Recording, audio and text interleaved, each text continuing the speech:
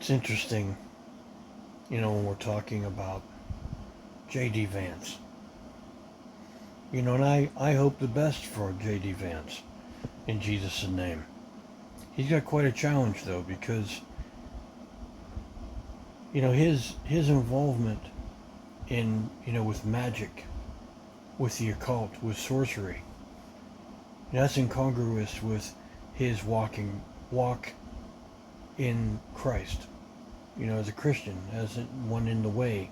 The way, that means the way. That's what the sect of Judaism is. That is Christianity. It's called the way, and you see that this all makes sense, doesn't it? Why he would be given by demonic inspiration. Their inspiration. Look at the word. Look it up. That's of God. That's of Yahweh. Inspiration can come from spirits that are within you, that are living in you, and has nothing to do with the living God. Nothing to do with the living God. So much. There's a difference between inspiration and inspiration. So it is, that it makes sense. If you want to stop and pause and read this, you can, if you want to. But this is really what happened, and it makes sense. Really makes sense to me now. I want the best for JD. I truly do. He can, man.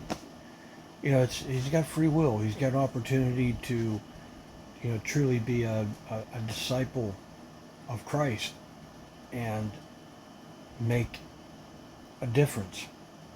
He can. I want that for him. I truly do.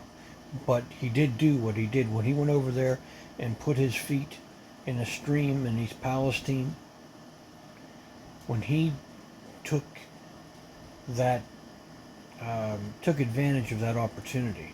You see, that was an opportunity for him to get noticed by power brokers, like the people behind the throne, the people that run these multi-billion-dollar corporations that then can orchestrate elections to help someone get into power, which is what was done. That's why Donald Trump is president. That's why J.D. Vance was chosen as vice president. And I am sure that those folks that helped to get Donald Trump elected, that are over these multi-billion-dollar corporations, that they told Donald Trump that J.D. Vance would be his vice president. It makes sense because J.D. Vance was not a fan of Donald Trump. Do a little bit of research and you'll know that to be true. So it is crazy, isn't it? You think about that act of going over there, putting his feet in a stream, literally. And he showed those multi-billion-dollar corporations that he could be counted on by doing that. All of the radar and satellite imagery, every photograph, every video, you look at everything and it all shows irrefutably that the contamination went onto Pennsylvania. Not Ohio, not East Palestine. East Palestine is where that was reported on from, but they never told you where the contamination was going. The news, they worked with those multi-billion-dollar corporations. Truly, they did. Even the firemen were props that were used, because the firemen were told to not put out the fires when they arrived at the derailment Friday night, the 3rd of February 2023. When they arrived, they were told to not put out the fires. So in essence, all of those first responders there, you saw the flashing lights and what have you. Every time the media reported on it, it made you think that they were there trying to fight fires that were out of control. Oh, the fires were very much controlled. They were managed by Norfolk Southern, contractors that they had even brought in from out of state to do a lot of that work, especially the massive burn off of whatever was left of at least 34 railroad containers that were carrying hazardous materials, carcinogenic industrial chemicals that they illegally burned off for 3 days, with that grand finale being on the 6th, when you saw the plume, and all of that plume went onto Pennsylvania. And you can see that in the video that I captured over here on that on the 6th of February. All that shit dragging on the ground, dragging through at 3 miles per hour on the ground in western Pennsylvania, Lawrence and Beaver County.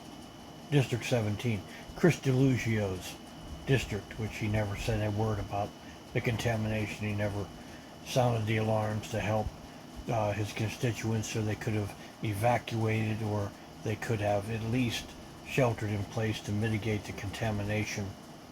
Thousands were contaminated to whatever degree with the cocktail of carcinogens. And Governor Shapiro, he was monitoring what was going on. He knew as well that the contamination was all blowing onto Pennsylvania.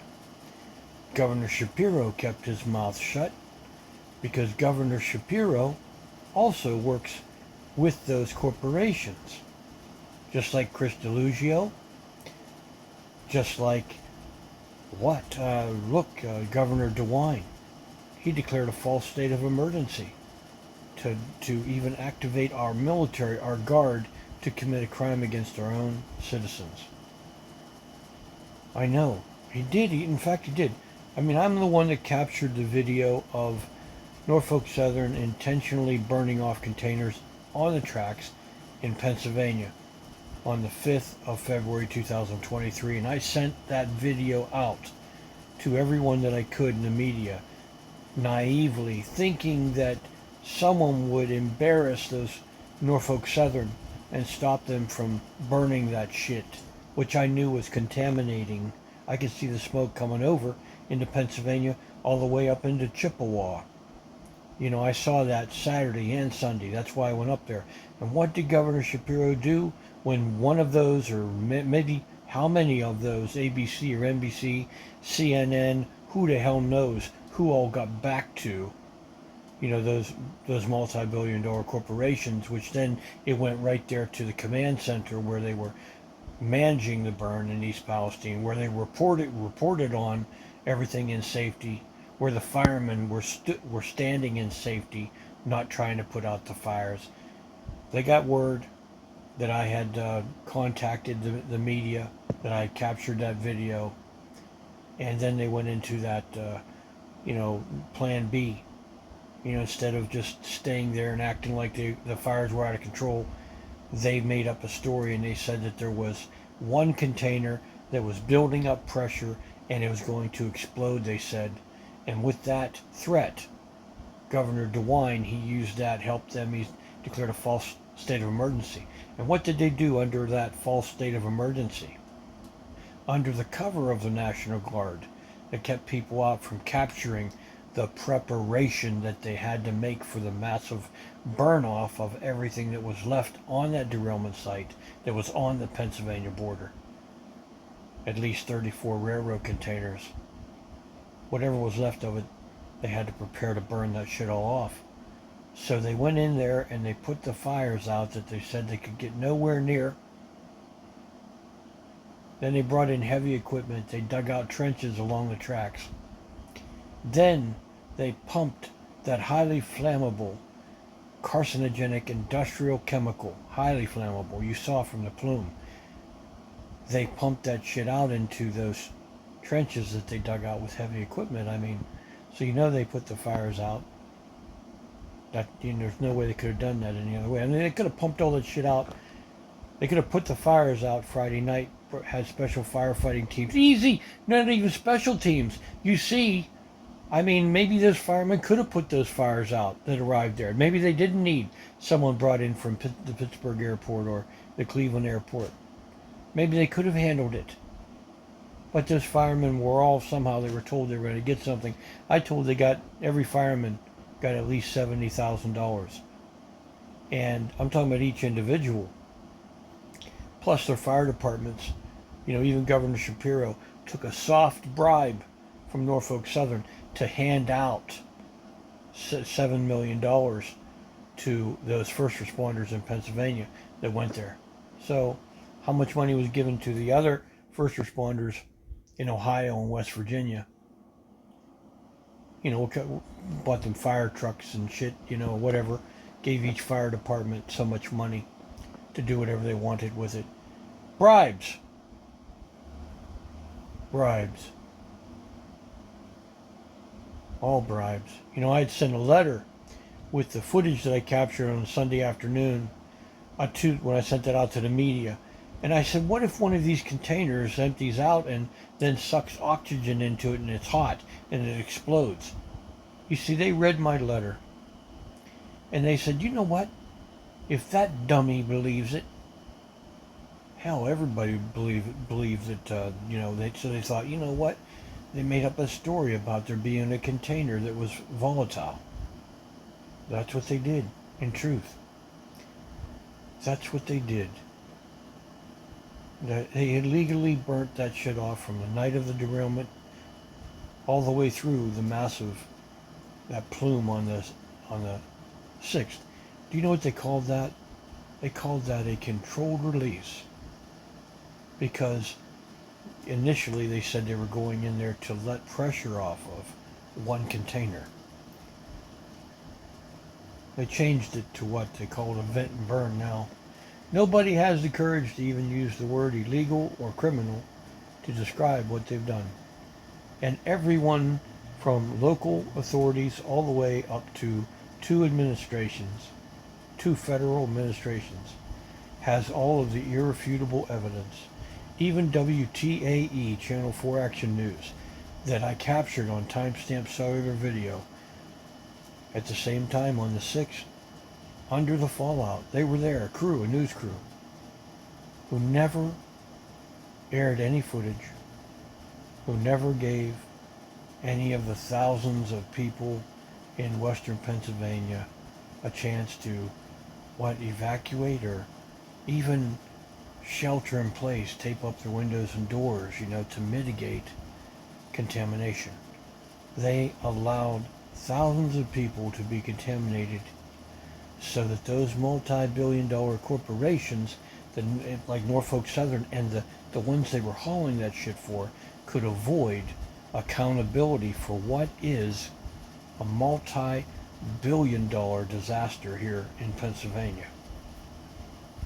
Multi-billion-dollar disaster. That's exactly what it is. And they have avoided it through this insidious criminality. It's like Nazi war crime level shit. When you allow, people, kids, think of all the kids that were waiting for the bus the next morning here in western Pennsylvania, ingesting all of those particles, those carcinogens that coated everything over here.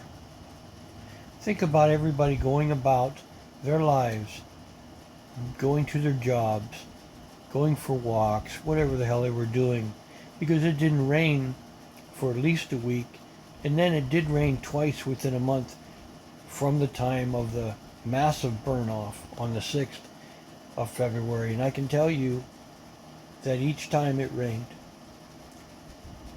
those particles, they evaporated, they gassed, and it tasted and smelled just like it did right off of Taggart Road, right where the Pennsylvania-Ohio border is. That's where the derailment happened.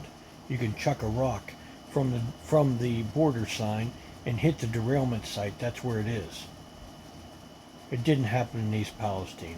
It happened on the Pennsylvania border. But right there off of Taggart Road, that's how it smelled right there where the derailment occurred. It smelled right here in Beaver County, Pennsylvania, Darlington Township, Darlington, Pennsylvania. And I'm sure everywhere where those particles went to. So the night of the derailment fires, that's all on radar and satellite imagery. Went all the way down to Rochester, even Aliquippa. There's a complete history on radar and satellite imagery of the whole event. It all irrefutably shows where, when, what was. It shows where and what time, where everything happened, where it was, how far it went. You know, when you see that it has disappeared off of radar, it's because the shit is on the ground. What happened was an honorable fire chief over there in Youngstown went on Channel 27, Youngstown, on the 5th of February, the same night that DeWine declared the false state of emergency. He went on there, and he's a hazardous material specialist, this fire chief, Sil Sagano, the Honorable Sil Sagano, and he said that those chemicals had properties by which the particles would attract water molecules. When they burn, they go up so high and in the altitude, and then he said they would collect water molecules and then would fall. That's what you see in the videos that I captured that the Biden administration then saw, and they declared Pennsylvania as part of this disaster, which it's a whole disaster really is here in Pennsylvania. All jurisdiction should have been given to Pennsylvania because that's where all of the shit went into, and it happened on the Pennsylvania border. I was trying to say a few minutes ago, they could have pumped all of this shit out. The night of the derailment, they could have put the fires out, then they could have safely pumped everything out from those containers, whether it was 34, 38, that's truly how many they burnt off. At least 34 railroad containers that were carrying hazardous materials, carcinogens. In truth, they could have pumped the shit out and taken it to special facilities we have here in our nation that deal with hazardous materials. Special incinerators and filtration systems to nullify those dangerous properties. But, these corporations, they said, screw it. And screw everybody, screw it. And they did it. They did it.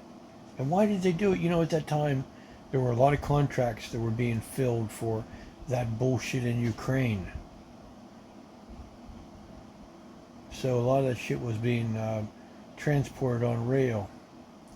Contracts, when they're late, there are penalties. Do you know that was done? They did that. They did that for whoever it is that those people profiting off of that, off of whatever it is from the war in Ukraine. They did that. They sacrificed, how many people here are citizens. That's what they did. The media worked with Norfolk Southern. The Ohio authorities were involved. Pennsylvania authorities. There are quite a few people that should be behind bars right now. But none of our authorities have the integrity, have the courage, have the decency to even characterize what was done as criminal. None of them. I tell you, none. You can't find one. In truth, I tell you, they illegally burnt that shit off and intentionally kept people here in Pennsylvania ignorant of the real-time danger that they were in. Because if they would have sounded the alarms and said evacuate, shelter in place, then they would have owned it. I mean, what is a multi-billion-dollar disaster? think about what they would have to do if they would have done the right thing. But by not doing the right thing, I believe the costs are going to be how many more fold worse? How much worse? Yes.